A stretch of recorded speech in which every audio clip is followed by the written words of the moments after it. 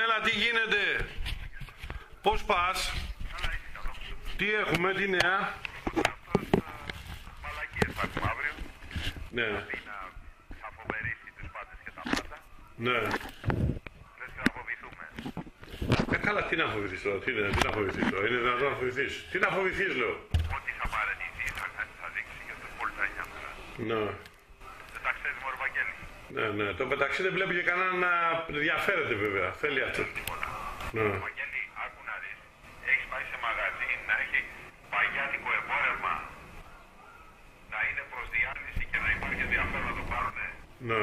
Στην τιμή που το ζητάς. Ναι. Κάθονται και λέει μαλακίες ο Συγγενίδης ότι χαρακτηρίζει το δραστέχνη τις μετοχές. Είναι τρελός ο άνθρωπος.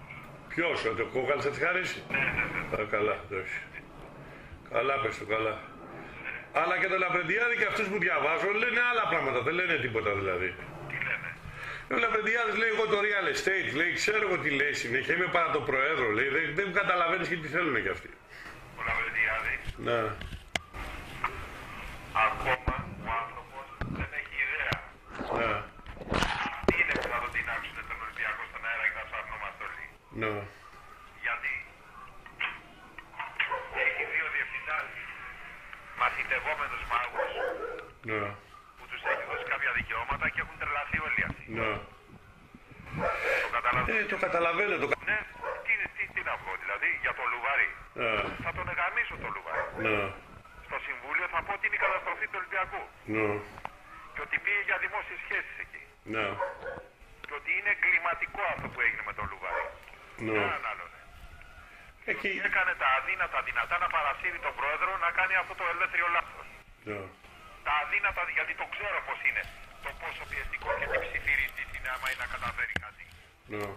Εμένα δεν πρόκειται να καταφέρει ποτέ τίποτα γιατί το ξέρω. Καλά, ο Χρυσικόπουλος βέβαια πεις τώρα τι να ασχοληθείς, να μελιτέα ποσότητες τώρα, τι να ασχοληθείς. Ο Χρυσικόπουλος τι είναι αυτή ρε τώρα, πλάκα κάνει.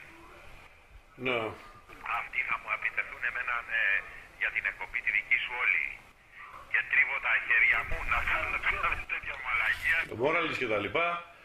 Όλοι αυτοί, το βασικότερο απ' όλα είναι βέβαια το θέμα είναι να φύγει και ο Δημητράκης. Γιατί αν πρέπει το παιδάκι θα την πληρώσει για αυτούς. Δηλαδή ο μικρός τώρα τι θέλει τώρα εκεί πέρα, τώρα, τι θέλει με αυτούς τώρα εκεί πέρα. Κάθεται εκεί πέρα, μα δεν θέλει αυτός. Τον έχει βάλει άλλος ο μεγάλος. Ναι, το ξέρω, το ξέρω. Για να μου κάνει έναν αντιπερισπασμό. Ναι. Τώρα εμφανίστηκε και ο Πέτρος τώρα. Τι?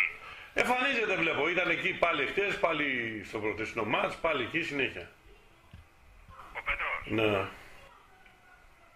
Αυτή ρε είναι για γέλια όλοι ρε εκεί πέρα. Ναι.